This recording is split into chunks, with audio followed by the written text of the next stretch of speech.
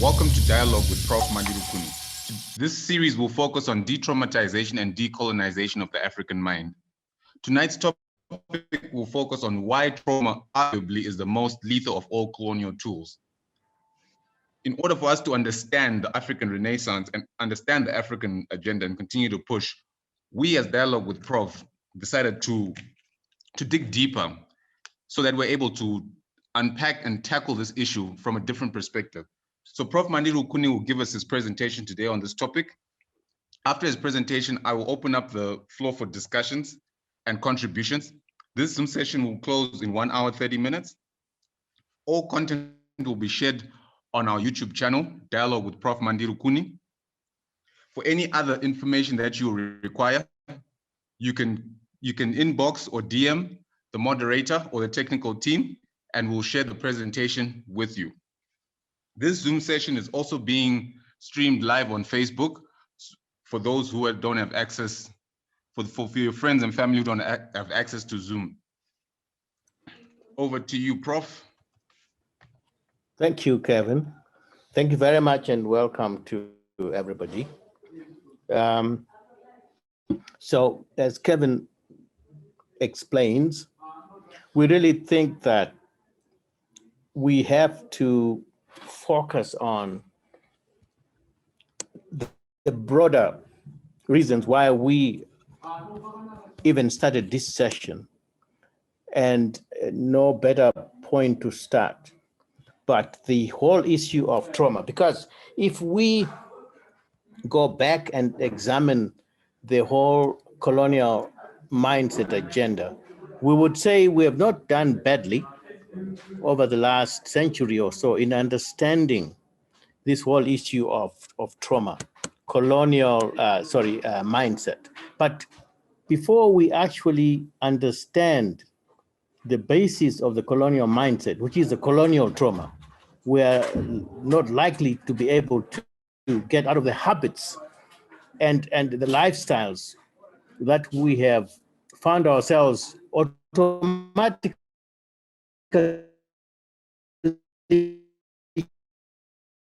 of not believing what the colonial master told you. Because if you look at how we behave generally today in Africa, the fear of not believing what the colonial master told us over the last 100 years, that fear is much, much greater than the God-given capacity to use our faculties and think independently for ourselves.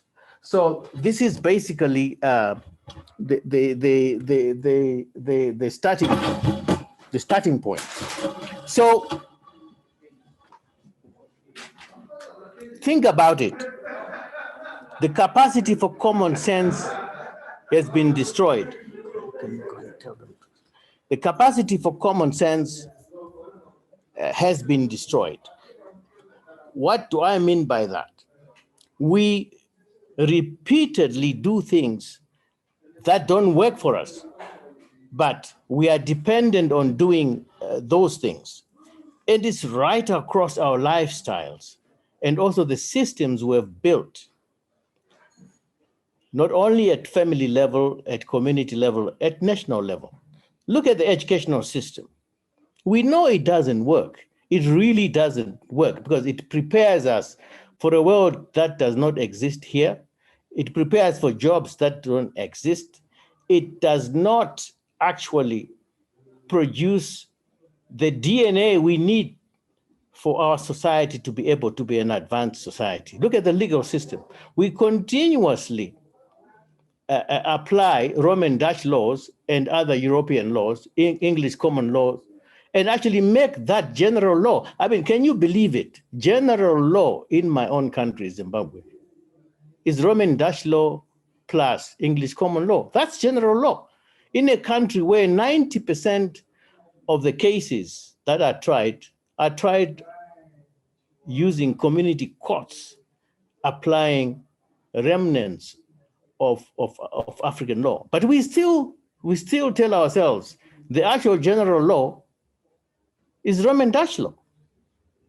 Look at the religions, which is where this point of the fear of not believing what the colonial master told you actually applies the most.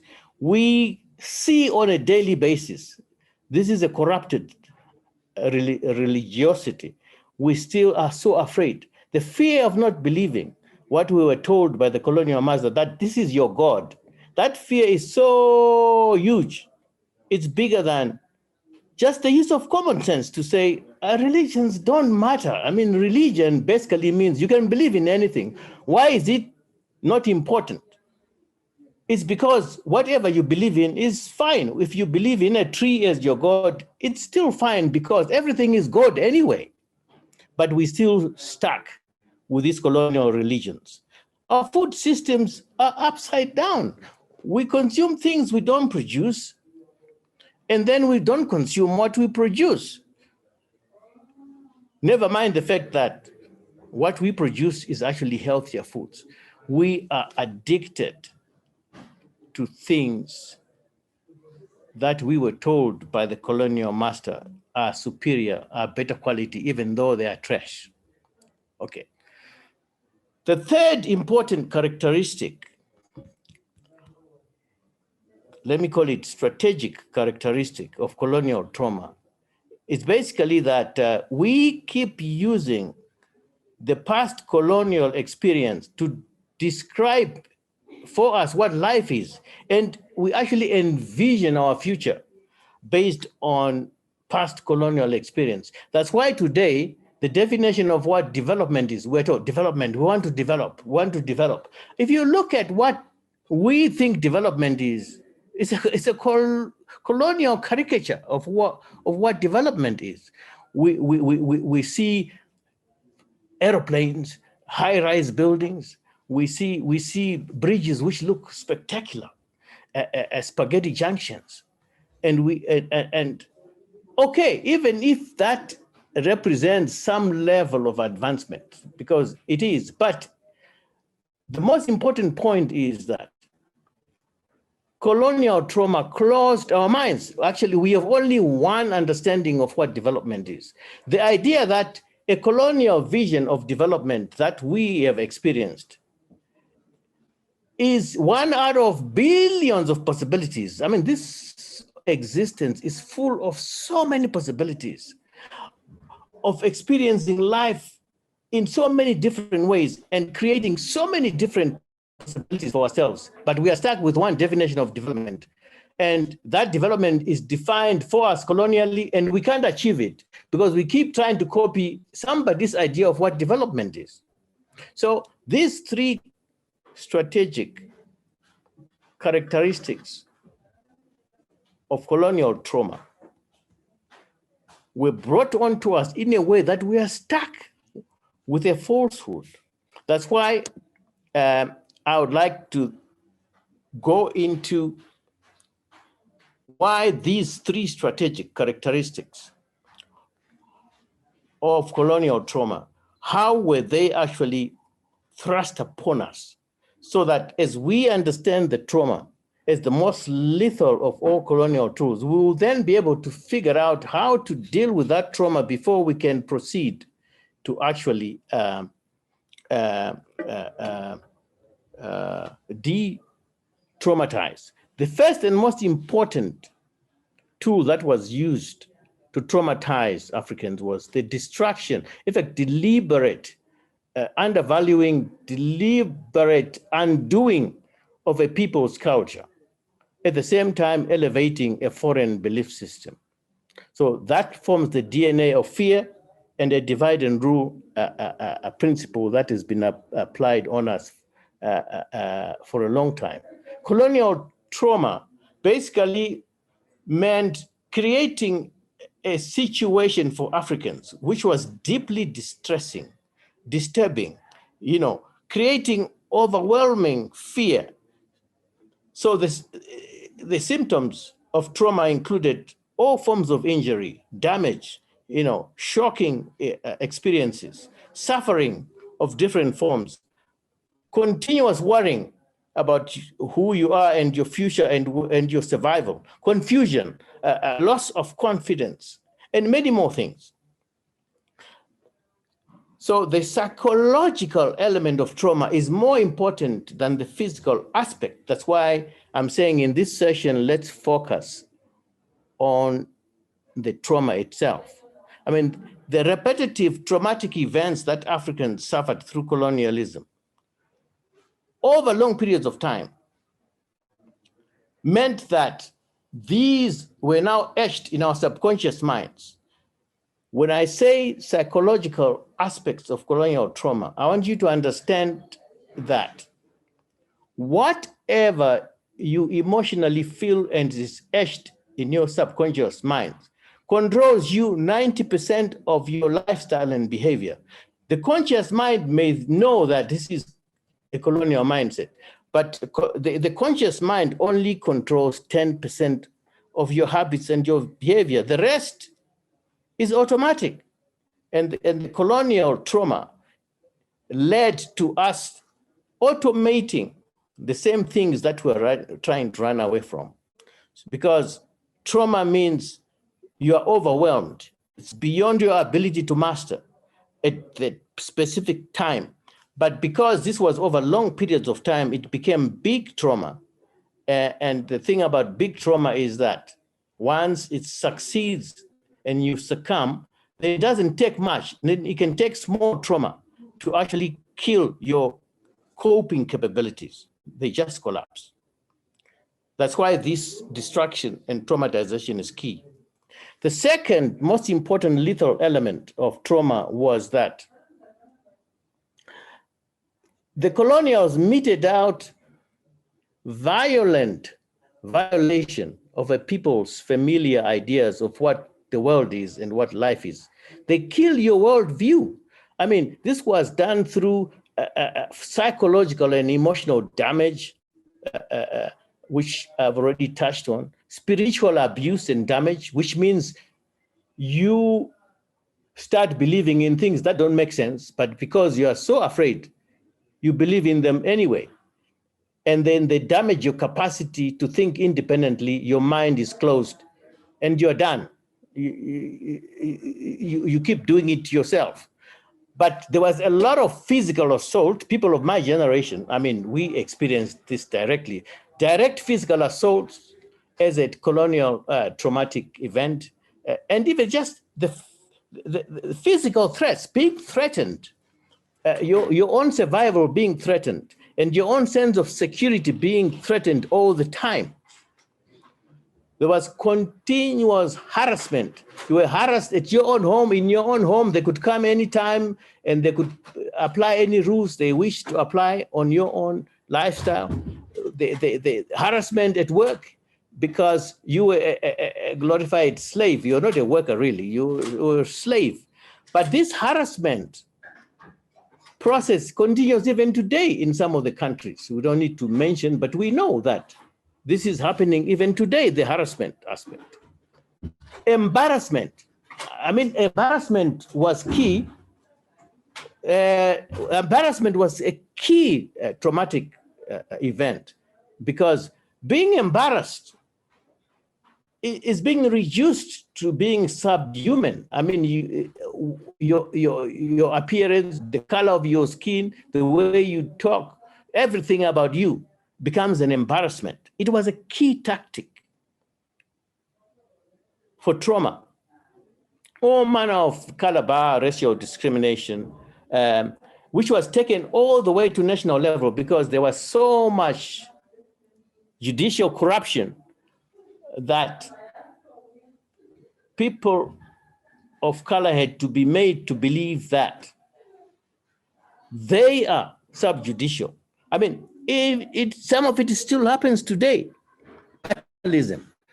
Being reduced to a level where you are dependent on somebody else's thoughts and lifestyle, and they dish out whatever they can dish out to you. This paternalism created this level of codependency, which made it easy now to be further indoctrinated into submission. The list is endless of these traumatization tactics.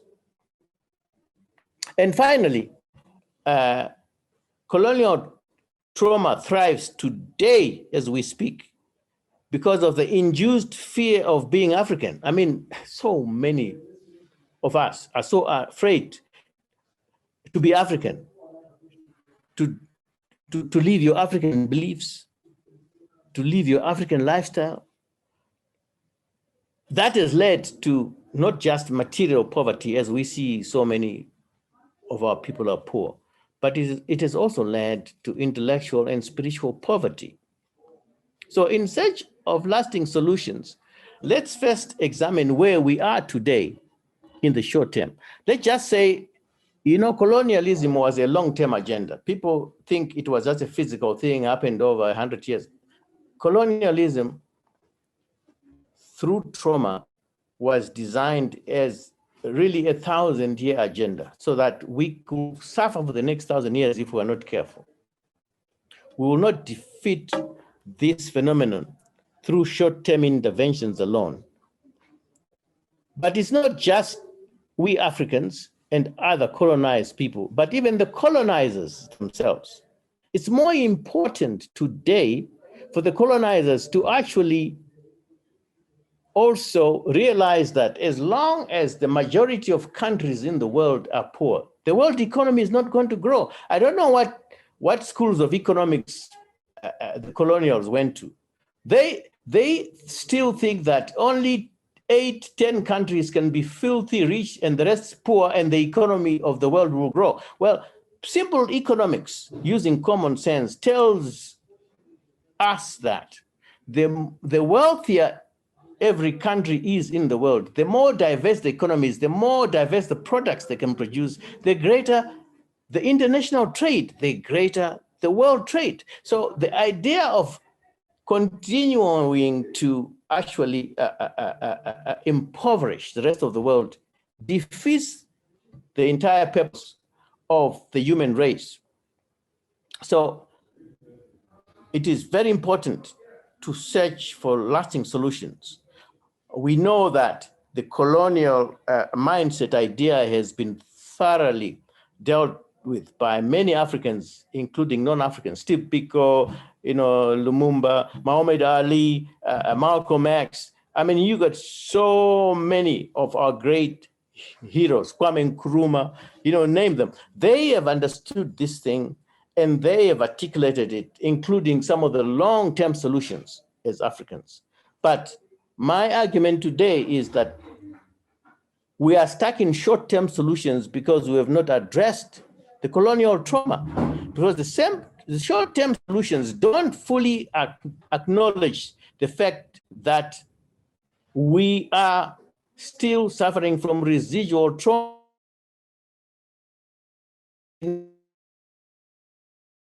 Now, I'm simply saying, let's have Africans understand from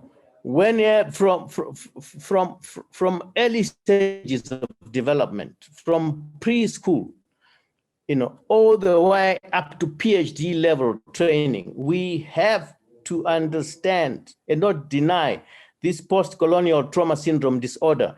It is a major disorder we have to deal with. It's affecting us on second-by-second basis. Almost everything you do on a daily basis is determined by this subconscious mind, which is determined by the post-colonial trauma. So this syndrome disorder needs to be addressed. But we've been in denial for long. We thought, it was just a short-term thing, and we have short-term solutions. If you look at our short-term solutions, they actually feed into the colonial mindset, because a lot of our short-term solutions, our understanding of development is warped. So we are addicted to foreign currency, and we wonder why. Well, it's because we are addicted to things we don't produce, and we produce things that we are not addicted to. So you're forever going to try and work to get foreign currency to import things you really don't need, but you think they're important. Just as an example of why it is important to understand how deep this whole thing is, this whole attachment to foreign world views and foreign ideas, foreign products, foreign currencies, and all this kind of stuff, because we don't produce things that really matter for us. So we need to understand the triggers. What triggers this kind of behavior? Because if we don't, once again, we're not going to solve the problem. So my suggestion is that although we are moving, the most important thing to recognize is that short-term solutions are not only determined by this post-colonial trauma syndrome disorder I want us to address, but they're also determined by another behavior, which if you listen to other people discussing our syndrome, you could call isometric mimicry, because what we do is we mimic those Western and colonial institutions and behave as if we're also doing the same thing, but in reality, we are on a completely different plane. We're only doing it for survival and to get a few crumbs from the table from these guys. But in reality, we don't truly believe in those type of political systems or economic systems or even belief systems around what life is about. I mean, I can mention many things. For instance, we don't really an average African does not even understand why homosexuality, not even believe in it, just understanding it. And yet, at the same time, we are told, if you don't believe in this thing, you are not democratic. You are not, but first and foremost, do we really understand what it is even that we are being told to believe in? You see, so you end up mimicking, you end up pretending you believe those things, you are into those things, but in reality, you are still just in a serious post-colonial trauma syndrome disorder. So the long-term solutions really are about self-creation and self-cleansing and self-healing, which has to be a much deeper approach that we're going to spend time in subsequent sessions, really drilling deep into those. We have to map out a long-term recovery strategy. First and foremost, we have to stop the DNA. We have to stop passing our trauma to next generations. Stop them automatically following into what we have fallen into because we have not looked at long-term solutions. Now, this basically means that we have to look at solutions that go way back from stages where people are still young, because between age of 0 and 5 to 7 years is when the subconscious mind is fully loaded, it's fully workable. After that, it takes a long time to cleanse these ideas. Early enough in life, this actually then makes it possible to transcend subsequent anger and revenge ideas which come as we get older, when you realize you're trapped into some kind of colonial mindset. So the Sankofa idea of let's go back into our own heritage and select those things that are wholesome, that can take us further, bring them right in front here and push ourselves forward. So that is a process of de-traumatization, which includes psychoeducation from early stages, emotional regulation, and making it possible to transform negative perceptions and beliefs into positive ones, which is very, very difficult because it's never taught. You are not taught these things. And now we have to teach them a systematic desensitization of these post-colonial trauma syndrome disorder. We have to start reconstructing new perceptions and new beliefs back into ourselves as Africans so that we can visualize. So let me end on this note by just pointing out why I'm speaking about this long-term solution. Let me repeat what I said just a few minutes ago in different words. I have not heard in any of our countries, in any of our discourse circles, discussion around even trying to figure out what kind of African society are we trying to create moving forward? What are we aspiring to see as the Africa society we want at individual level, at family level? How will it work? What would the economy look like? What would Africa look like if it was truly advanced African society? No, we don't. We keep talking about development using paradigms that were already given to us. So in our subsequent sessions, I am proposing we are going to be dealing with these issues. But before we go into the long-term solutions, we will need one deep session just on language alone and how it has led to further and deepening of the colonial trauma. So, but for today, let me end it there and we can have a discussion. Thank you, moderator. Thank you very much, Prof, for that presentation. So I now open up the floor for questions and contributions. So please use your hand reaction button if you've got a contribution or question, and we will unmute your mic. Thank you. Boniface? Hello, can you hear me? We can hear you loud and clear. Okay, thank you. Unfortunately, I cannot turn on my video because I'm doing something else. But I want to comment on the presentation that Prof has just delivered. I think it's a very important topic that you guys have decided to raise, because it's an ongoing discussion that we've also been having. I'm currently actually doing my PhD on decoloniality. I'm focusing, however, on a different dimension, but I think the issues you raise here are very important, because it seems in terms of the discourse in Africa itself, we are not yet at a point where we are talking about these issues of decoloniality and understanding the coloniality that is rampant across different sectors of our economies, in terms of our ways of life, in terms of our politics. I think the starting point that Prof has chosen is very important, because we are talking about decolonization of the mind. I think when Kwame Nkrumah and the rest of the people started the decolonization drive, he had said that seek ye first the political kingdom, and everything else that you desire will be granted.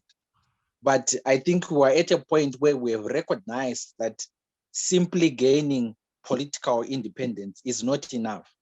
What we now require as a continent is a decolonization of the mind, to be able to start deconstructing some of the issues that we take for granted. And I think to start the discussion on trauma, recovery, and then decolonization of the mind is the right direction. So I would like to commend you, Prof, for initiating such a discussion in an African context, because we've been having these discussions in Europe, yet they are supposed to be happening really more in Africa. So I commend you for that. Thank you, Boniface, for your contribution. Prof, would you like to come in? Yeah, yes. Well, you know, let me just start by saying that I'm so delighted to hear Boniface speak. I mean, he's doing his PhD on decoloniality. I mean, this is what we need. I mean, PhD studies. Now, I mean, if I were to give an example of how important it is to have PhD level studies on our experience. See, the thing is that I'll give you myself as an example. I became a professor at the age of, I think, 40, because I did a lot of research and published. Well, the moment I became a professor and I stopped worrying about, the so-called international publishing requirements, I started only focusing on local issues. And in 1994, I published my first book on Zimbabwean agriculture, and I collected a number of other authors with me. The thing is, we're able to get PhD level people to start applying the whole sense of, if you want, the African experience, and using the epistemology of, let's call it, harvesting that experience at the highest intellectual level, so that we can start writing our own textbooks and teaching our own Bachelor of Science, Master of Science, and PhDs using our own textbooks. You see, but since 1994, when I published that textbook, in my own old department, I'm now retired, no one else has written a textbook. It's more than 20 years. That's what I think we should run away from. People like Boniface should be produced by the thousands, researching, coming up with the deepest analysis of the issues that affect Africa, using our own paradigms and theories of change, writing our own, not just research articles, eventually textbooks, so that our students can learn decoloniality from the earliest stages possible, before they even go into finish primary school. They understand issues that have been analyzed by a deep intellectual engagement, which is what is missing. People are refusing to think outside what the colonial master told us. And I'm sorry to say that until we grasp this point, and like I said, I'm so pleased to hear Boniface speak, because I would want to believe that people like Boniface, if we can get a network of people who are doing high-level research like he's doing, because I didn't do PhD, Boniface, on decoloniality, but I'm not afraid to tackle it. Now, just imagine people who are actually doing deep research like you, if we can network, let's start, because at Mandi Rukuni seminar and BIT, we are going to be launching courses, training courses on de-traumatization and decolonizing the mind. Now, with people like Boniface, we can get as many Africans as possible to actually do some of the teaching.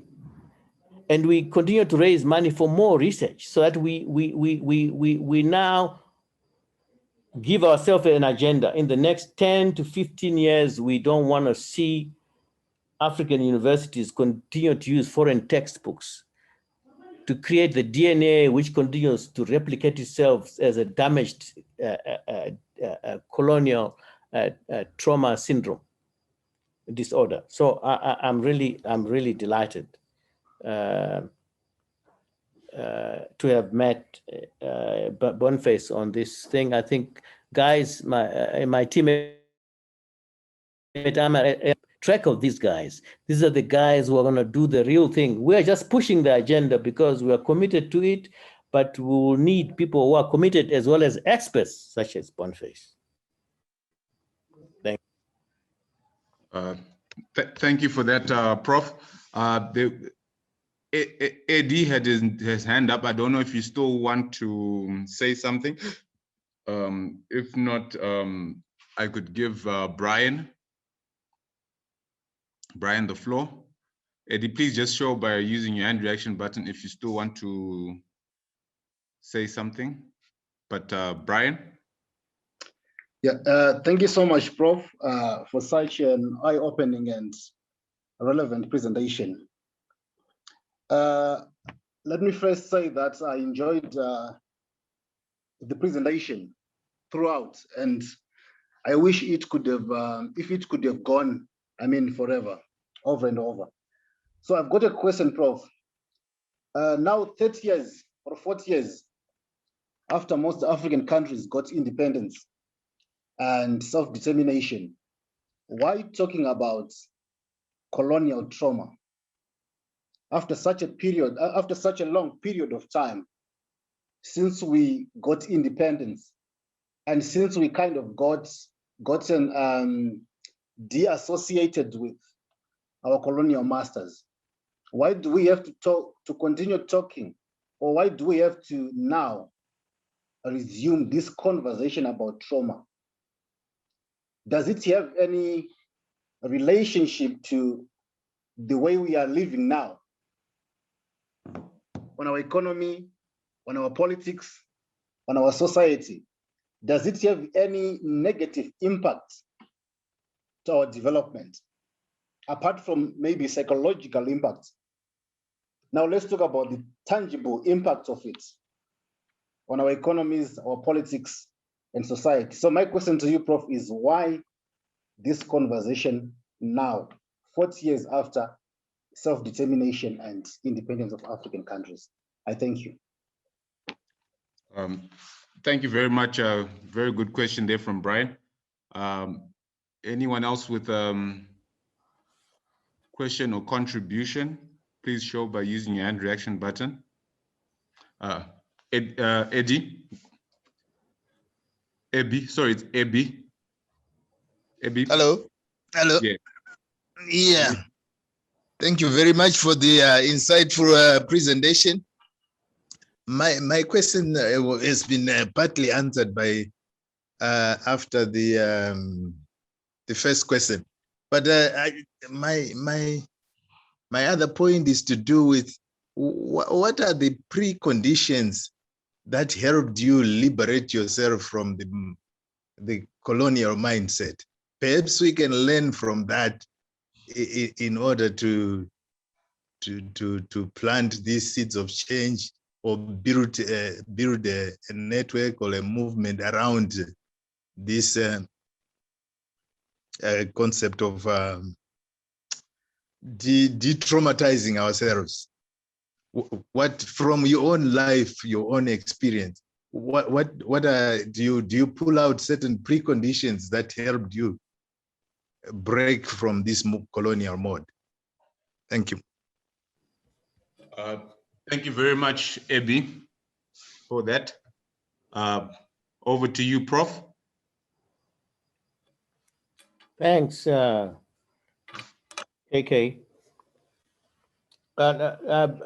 Brian, very good question. 40 years, some countries 60 years after independence, why are we still talking about decolonization of the mind?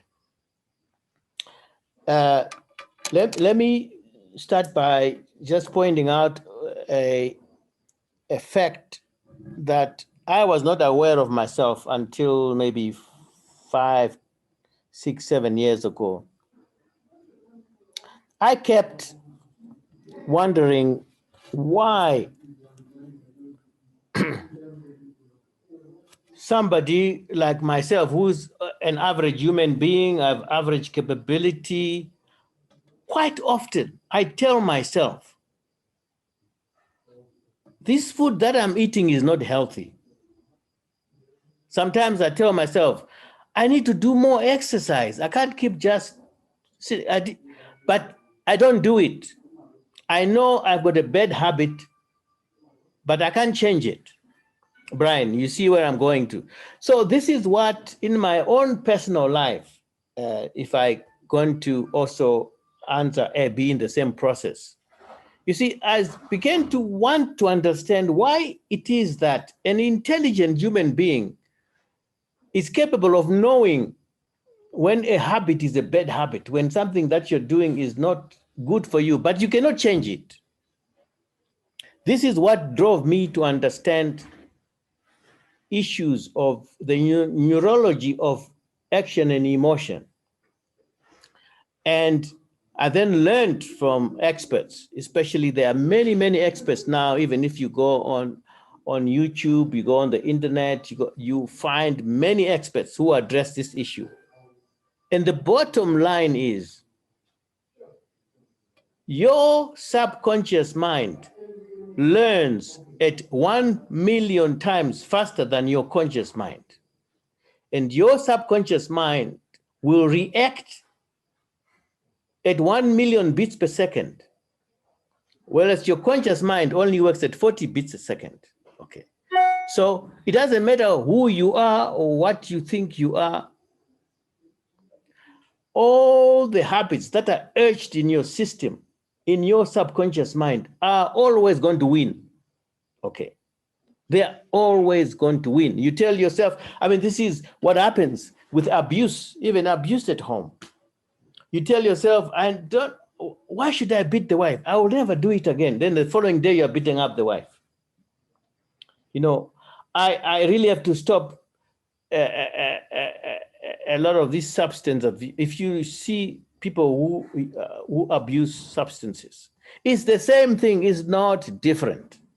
If you and me don't appreciate the fact that a lot of what we are trying to run away from in the colonial mindset is already etched in our subconscious mind, is already etched in the neurological network, which happens automatically. Before you even think about it, you're depreciating yourself. Before you even think about it, you see a white person, you think they are more superior to you because it was etched into you somehow.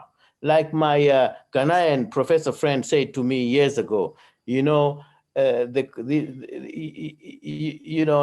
you put on your Sunday best clothes and you go to church on Sunday to go and pray, and then you meet a white man on the way. Oh, you have met a white man, you might as well go back home because you have met God on the way. Okay, they made us think that they are superior to us. They sold us a white God, and then they went to trash our culture and sell theirs.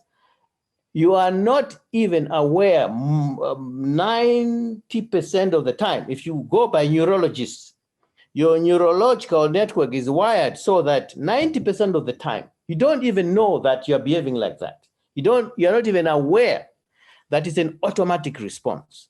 And a lot of what has happened to us, to go back to Brian to start with,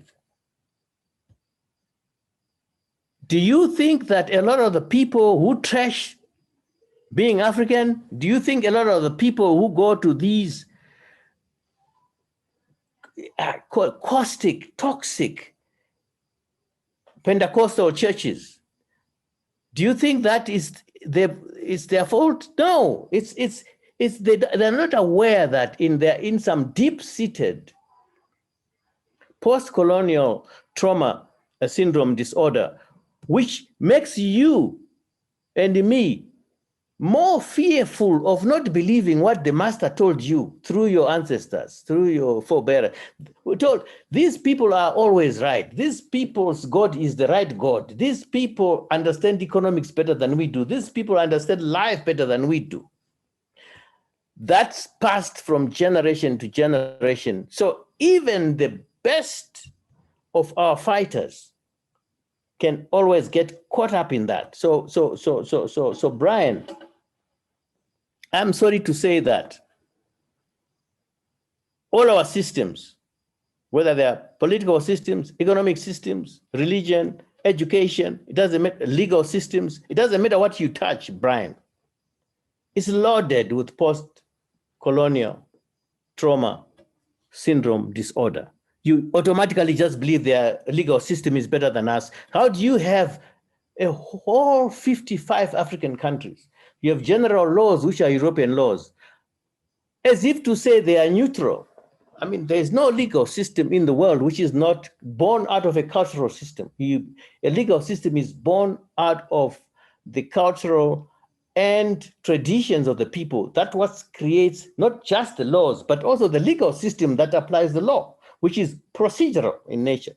Then you just lift that whole thing, and then you say Roman Dutch law. Now, if it was the best in the world, how come Roman Dutch law in South Africa and Zimbabwe and common law produced apartheid? How come, if it's such a beautiful law, if it's such a beautiful religion, if it's such a beautiful education, how does it produce the West in human beings? Even today, you go to many advanced countries. The most advanced country in the world by Western standards, by colonial standards, the United States, you will still see them applying the same colonial traumatic approaches, pushing fear into non-white people. You know, you fear for your life, you fear for your survival, you are embarrassed, you are harassed. They are still using those tactics today, Brian, in the most so-called advanced countries. Why? Because that's their understanding of how to stay on top of the game and be the only advanced countries, not knowing that ultimately that's their own undoing, because there's absolutely no way you're going to have the majority of countries in the world are poor, and then you expect the world economy to grow. It's not going to happen. But for Africans, we are now only awakening, Brian. We are now beginning to awaken to the realization that we are only running away from our shadows. We will never beat the Americans at being Americans. Doesn't matter how hard you try. If that is your idea of development, you are done, you are finished. You will never beat them. You will never beat the Germans at development. If you define development the way the Germans define, you will never beat the Chinese at development. If you want, you will never beat the Chinese at being Chinese. You'll never beat the Japanese at being Japanese. But we'll beat all of them any day at being African, especially if we become sophisticated Africans in the manner that Boniface was talking. If we tell ourselves, that's nonsense, we are going to figure out what the best family system is for us, marriage system is for us, legal system is for us. We are not going to accept any economic system which have unemployment as a key element. People are going to be fully employed all the time. Okay, if we envision an African society where there's diversity, there is progress, there is Ubuntu, mutual respect amongst people, mutual benefit in what we do, and mutual accountability in making sure that this little planet that was given to us by the Creator remains viable. We don't need to follow someone else's idea of what development is, because if you think fast airplanes, high-rise buildings, stock market, and eating food that is pumped with antibiotics and the most unhealthy lifestyles, stress, all that. If we really buy into the idea that's what we are trying to create in Africa, Africa Union Vision 2063 or Zimbabwe Vision 2030, then we're doomed. We are just running into a colonial dream, which is not viable. So, Abby, I personally went to answer Abby. My personal journey has been like every other human being. When you're young, you think you think you'll never die. You're gonna live forever, and you believe in what the heck.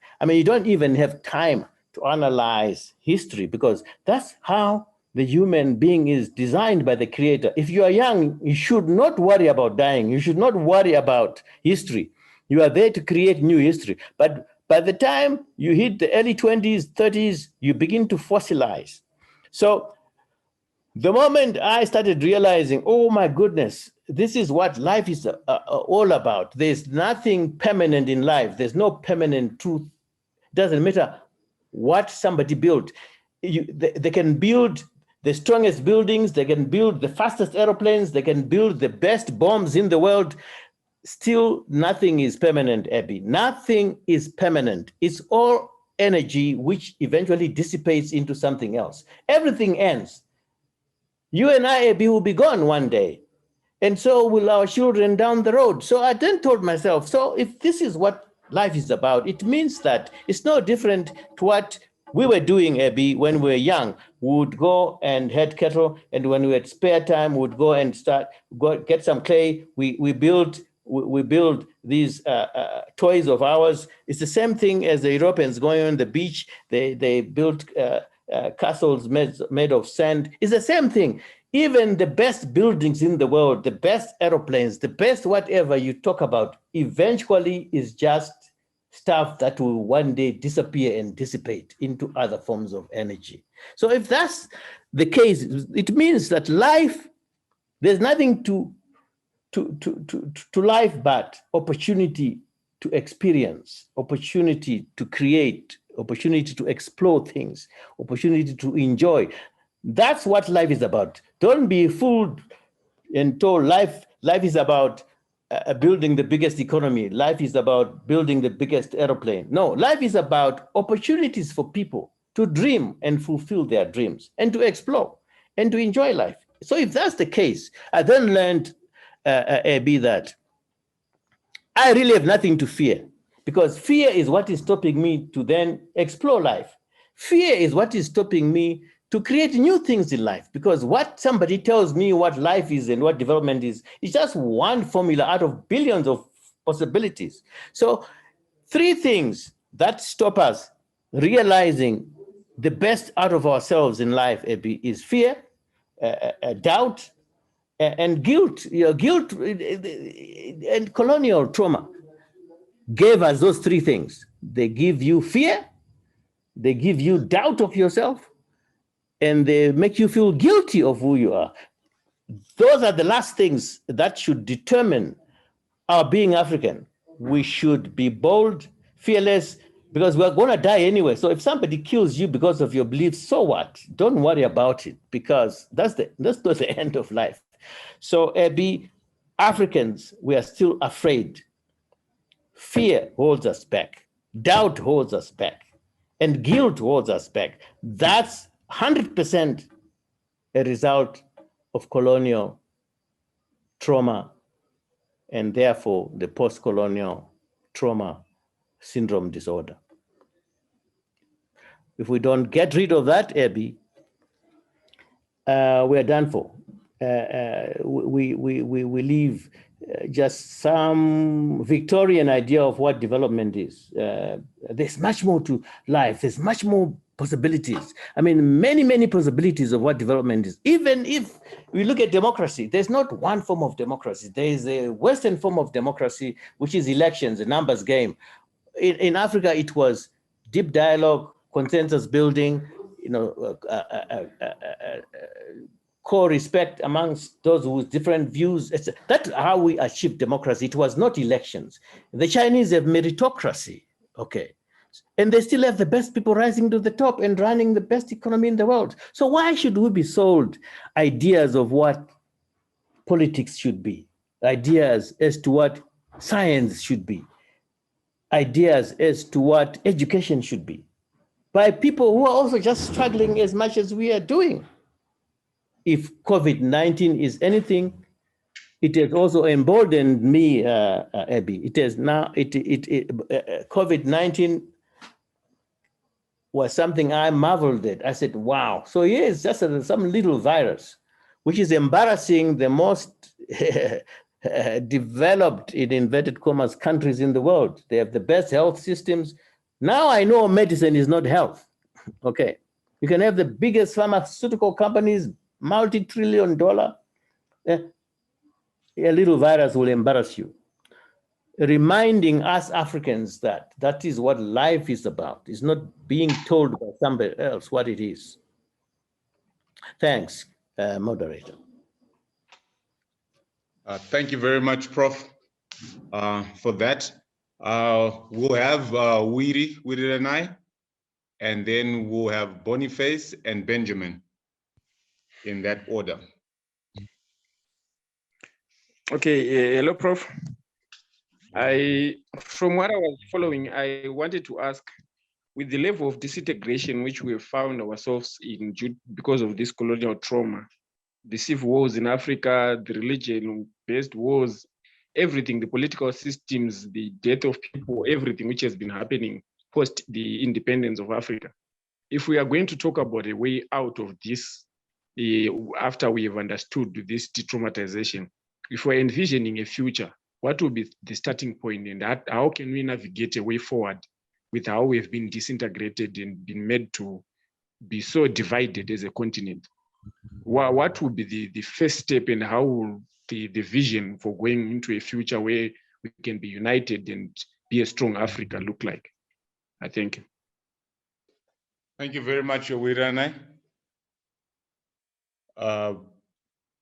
Benjamin? Thank you very much, Mr. Moderator. Good evening, Professor. Thank you so much for the hard talk. It was quite insightful, interesting.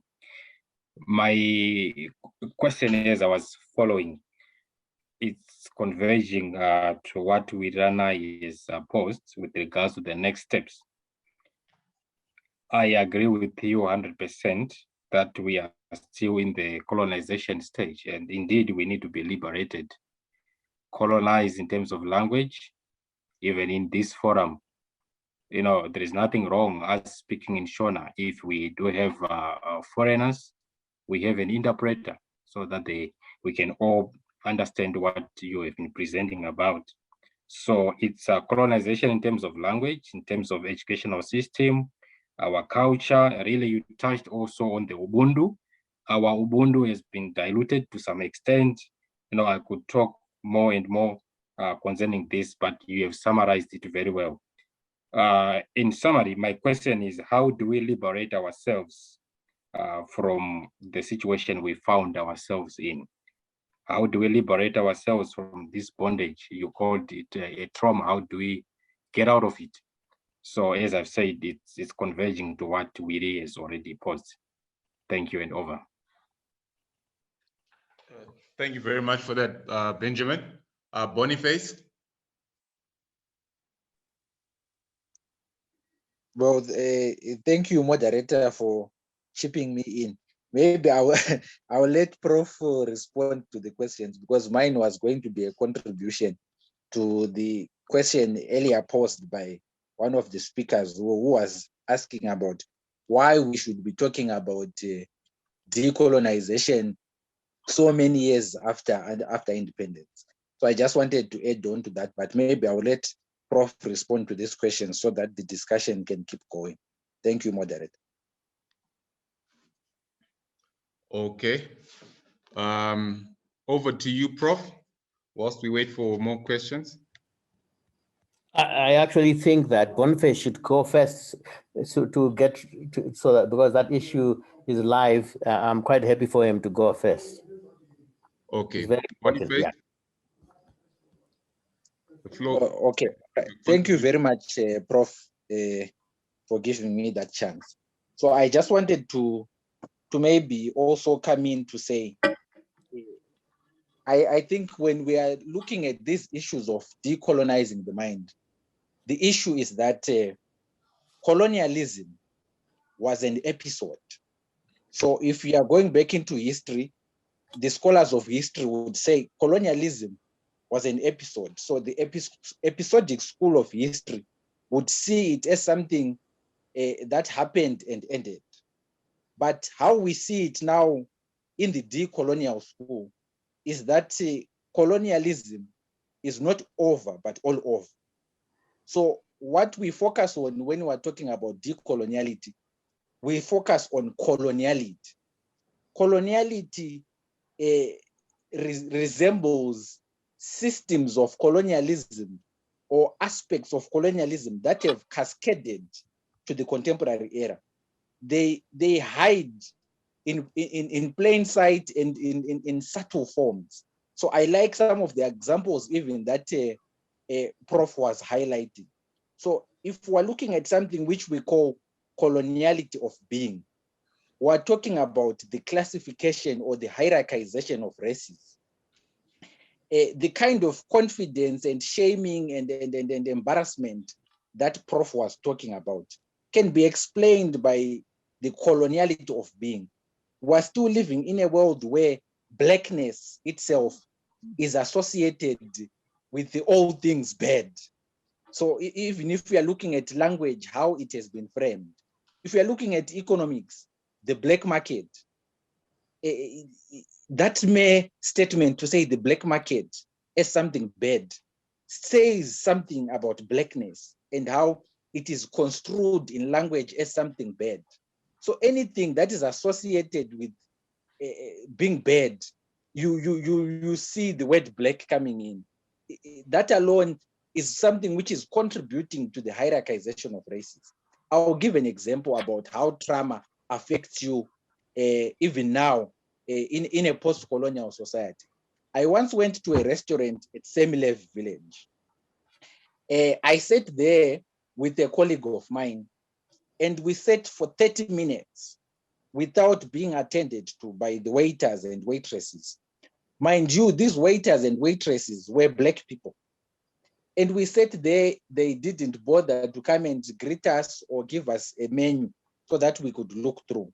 But as we were sitting there, several white people were coming into the restaurant, finding tables, and you would see the waiter or the waitress running to these people to offer them a menu, to greet them and what. So the assumption that was in their mind was, probably these are black people, they can't afford anything here. Why are they even here in the first place? So it's a simple example, but it shows you the deep trauma that is in our mindset and in our people in terms of the hierarchization of races. We're still at a point where we have this inferiority complex and we continue to see the white person as superior. So it will take some time for us to gradually deal with those issues. In terms of the coloniality of knowledge, we're talking about Africa continuing to be a consumer of knowledge, not a producer of knowledge. I think Prof gave an excellent example when he talked about writing books and the fact that since he left, no one has written a book.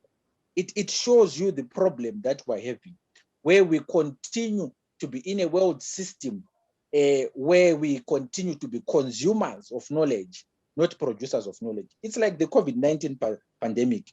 We continue to wait for a vaccine from other people. So we are believing that science, which has been presented as Western, will produce a vaccine and we will consume. This is part of the problem. We must begin to have a point where we have people who are thinking of producing knowledge themselves, creating African solutions to African problems. So this is important. Then when you're talking about the coloniality of power, we're living in a system of economics and politics, which is still very much hierarchized. There is a saying that we often use to say, when America sneezes, the rest of the world catches a cold.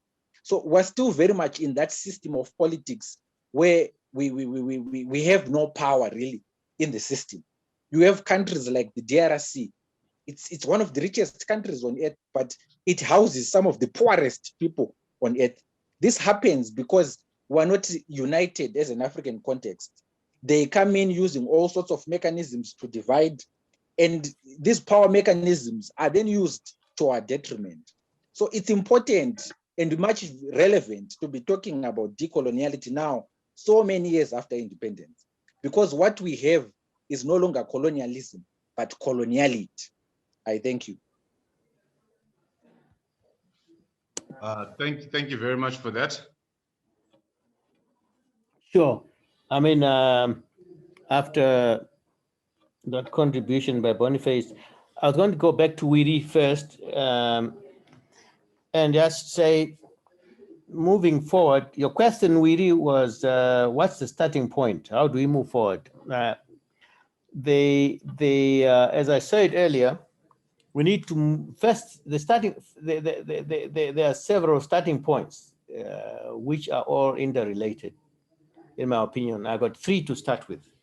One, move away from short-term solutions to the long term. And as I said earlier, that actually means that you are beginning to question almost every aspect of our lifestyles and our ways of life and the way we have structured the entire society from individual, family, all the way to national level. So that's the first thing. The second thing is to move from individual experience of the post-trauma syndrome to collective. And I gave you an example of boldness and courage and fear. If it is reduced to an individual level, everyone knows that they're going to be killed. They're going to die for your beliefs. You're going to die for what you're trying to do. You're going to die for trying to change the system.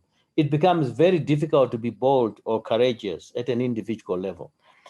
But once we have the majority of people believing in the same thing, all of a sudden, courage becomes multiplied by the millions. So if you see what I'm getting at, Wiri, is to say, Africans, we are still fearful at an individual level. So we continue to be divided and ruled. And I've said, this is the reason why Black people and people of color are harassed all over the world, because they know we are not organized. The reasons why Blacks are harassed in other parts of the world, we know where they're being harassed, is because we are weak here in Africa. If we were strong collectively and not afraid to die individually, but we know collectively we are not going to be eliminated. This is how colonialism succeeded. They were fearful at an individual level, but very courageous at a collective level.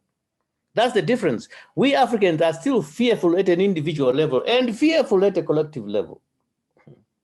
The moment we change that, we switch that, we continue to be fearful at individual levels because you're afraid of dying or whatever. But at a collective level, no one attacks us. That's the next stage. That's a starting point. When every other non-African people know, if you touch an African, wherever it is, you have all the Africans after you. When we reach that point, then it doesn't matter if you die individually, because subsequent generations are not going to face the same thing, Wiri. Okay. Third thing is also the hierarchy of perspective in which we analyze, with which we analyze our situation. There's at least 5, 6 levels as which you analyze the same issue to be able to reach a point of solution. We are still very much analyzing at a lower level. Like Einstein said, you cannot solve a problem by analyzing and addressing it at a lower level of strategy than it was created. We have to be analyzing everything at a higher level than it was created, because the colonial mindset, the mindset that they call it the mental models and aspirational generic thinking that was used to construct colonialism. We have to understand it so that we can deconstruct that at a higher level. But if we don't understand that and we still try to deconstruct it at a lower level than it was created, that's why we keep going round in circles. We are against this colonial mindset, but we still repeat the same behavior because we're analyzing it at a lower level than it was created. Okay. So that would be my answer to you, Wiri, and definitely agree with Boniface when he says we have to be producers of knowledge that other people consume, not just consumers of other people's knowledge systems. That only happens through confidence. It doesn't happen. It's not only about capability of things. It's confidence in who you are, your identity, and knowing that it's a free world. There is infinite possibilities in everything that we call development, infinite possibilities in everything that we call life. So why should you be told by someone what the limits are? There's no single human being who understands the true limits of nature. What is not possible today is possible next year. How many things were impossible so many years ago, and now they're possible today? So who should tell you what is impossible? Only the Creator would be the one to tell you what's impossible. But even the Creator has made it clear to us. It's an open field. It is 100% open. We can make things that were impossible before possible tomorrow. Don't be told by somebody what is not possible. And we Africans just love being told what's possible and what's possible. We love being told what development, what is not development. We basically are in a cul-de-sac. We keep going round and round in circles because everything has been defined for us by the colonials. And that post-colonial trauma syndrome disorder keeps coming back. We have to jettison it through, I think, some of the strategies I'm putting here and creating our own knowledge. Thank you. Thank you very much, Prof. I will take our last question, or last two questions. We've got Munya, and if there's anyone else, please use the hand reaction button to indicate if you want to ask a question to contribute.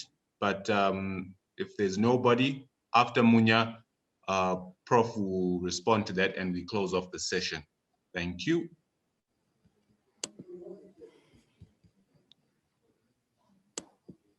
Thank you, moderator. I hope you can hear me. I can hear you loud and clear. Thanks. I would like to thank our Prof for having a very, very wonderful session for us today. My question is that can we do de-traumatization in Africa freely, or do we have to take radical action like what China did, which was to close the door, work on itself, and then we reopen ourselves when we have created our own models of the Africa that we want to see? If so, will this not boil down to politics again, as all the issues seem to do in today's world? Thank you. Thank you very much, Munya, for your question. There's Majita. Majita.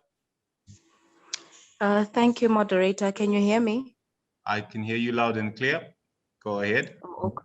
All right. I listened to the recommendations given by the Prof, and I wanted to find out, they're very good recommendations, but how do we get from that point of having recommendations to having fully fledged strategy that is being rolled out for the betterment of the African? Okay. Thank you very much, Majita. Over to you, Prof. Oh, thanks, moderator. Munya's question. Yeah, I mean, getting out of where we are is not going to be a copy and paste. We will be able to borrow great ideas from all over the world, including our former colonizers. They have some great things also that we can learn from, as long as we translate those to African ideas. I mean, the Chinese did it their way. The Chinese are lucky because, or luckier than us, in a sense that even after attempts to be colonized, they remained one nation of 1 billion people, now 1.4 billion. They were able to actually do they were able to maintain the same philosophy that Africans had before colonization. But the Ubuntu philosophy that was dominant before colonization, or equivalent of those in other parts of Africa, which are not using the same linguistic forms. But it was the same idea of, it doesn't matter who you are, what language you speak, it may be different, and you have a different totem, you are from a different nation. The bottom line was, you were still African. You were still an African. You were still an African by birth and by fact of understanding the world the same way all others do, in spite of the fact that they may be using different languages. The Chinese were able to, over the centuries, use that to continue to have the different nations which would fight and compete and so on, but they continued to make it possible to remain one big nation. Even people with different color skin in China, in different parts of China, the shades of skin differ, what differed, but they kept the same idea of one nation. which Africa would have done actually if we were not colonized, because we were not going to stop Africans going up and down the continent. Because if you see human beings started in Africa and they expanded and went across all Africa, and they would reach the limits of African, and they come back. So there was not going to be a stop to continuous integration, fighting, integrating, fighting, integrating. Africans, if we were not given borders by the colonials, would be a completely different Africa, because no one was going to impose the kind of immigration rules that the Europeans brought. It was going to be continuous integration. It was not going to be integration by law to say, forcibly, now you are Zimbabwe, you cannot go to Mozambique, although you speak the same language, your family is across the border. We would have continued to integrate and have some kind of version which would be similar to what the Chinese produced. So we can't replicate China because we're totally divided by the Europeans, 55 countries, and in addition to the different languages we speak, each one has got its own laws, and then we fight about being Francophone, Anglophone, Lusophone. That's more important to us, being Lusophone or Anglophone, and we fight about the Francophone Africans fight Anglophone for influence, and we fight, the politics is around colonial geopolitics. It's not around being African. So we have to fight it very differently in Africa. We're not going to win it exactly the same way the Chinese did it. We can't close out our borders because over the last 40 years, the Europeans succeeded very well in making sure we'll never close our borders. We cannot manufacture. We sign trade deals. They got us to go into this kind of economic structure adjustment program, which sounds nice on paper, but in practice, it means you open your borders and devalue your currency so that we can come in there and actually continue to supply you with manufactured products whilst we take your raw material at very low cost. We can't recover from that. The only way to recover from that is when we collectively, and this is where the African Union would come in, and we're going to spend time on that in a subsequent session, to see how we can now collectively deal with these issues, Munya. So to Mazita, that really would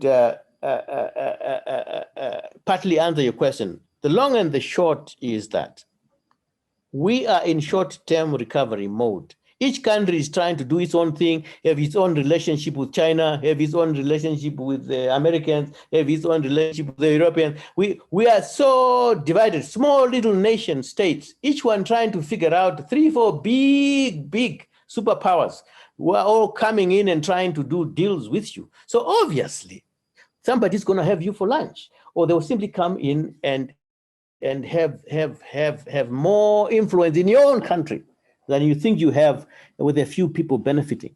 So the long and the short is that until the African Union that we have created as Africans understands these issues and realizes that until at African Union level, we are able to stand as united Africans to a certain point that we cannot be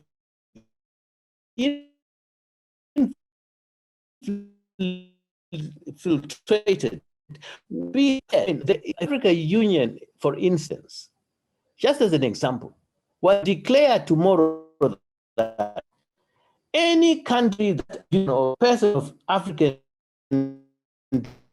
descent will see how it deals with you, will pause sanctions on you. I mean, we have small little countries imposing sanctions on Africans. Little states all over the, just imagine the whole of Africa impose able to come to Africa and invest here if you abuse Africans.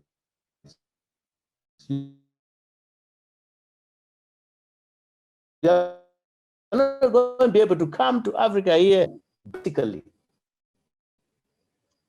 Don't show respect to Africans. You abuse us and you want to take advantage. We will apply sanctions on you.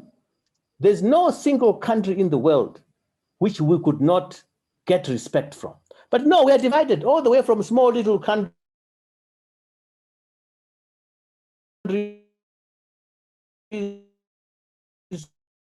50.